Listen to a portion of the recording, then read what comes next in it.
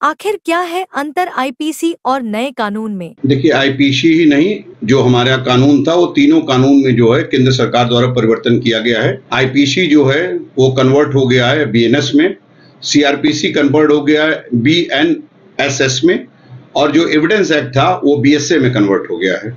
जो पहले आईपीसी लिखी गई थी वो 23 अध्याय में, जिसमें 511 धाराएं थी। नई जो है भारतीय न्याय संहिता लिखी गई है वो 20 अध्याय है, जिसमें 398 धाराएं हैं। पुराने धाराओं में जो डिलीट करते हुए 9 धाराएं जो है इसमें नई जोड़ी गई है।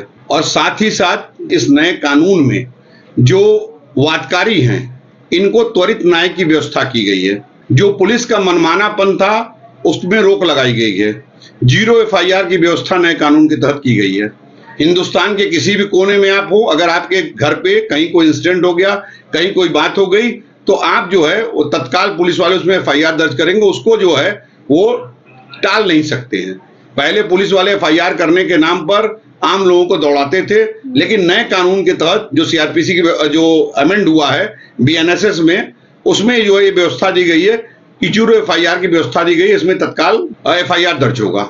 साथ ही साथ इसमें 3 जो नई चीजें हैं कि डकैती, हत्या और लूट के मामलों में इस धाराओं को जो है कड़ा किया गया है। इसमें 33 धाराओं में कारावास की अवधि बढ़ाई गई है और 83 धाराओं में जुर्माना की बढ़ाया गया है।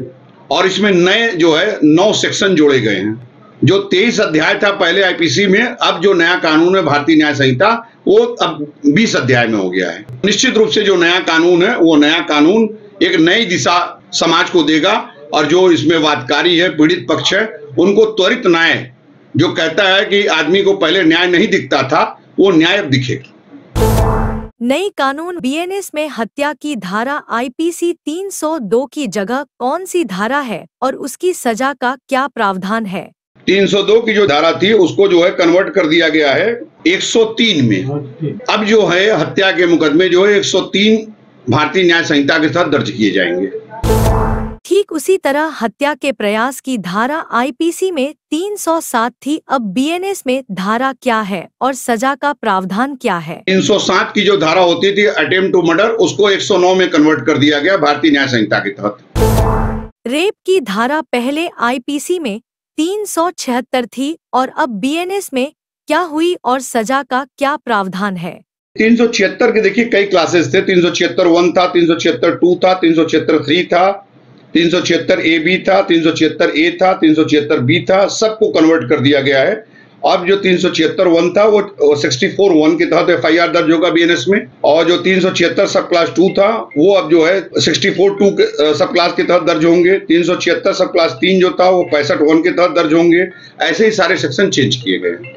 और इसमें जो शादीशुदा महिलाओं के साथ धोखा देकर, शादी का झांसा देकर ये सारे जो बलात्कार किए जाते थे, जो गलत काम होता था, उनमें मृत्यु दंड तक की व्यवस्था की गई है।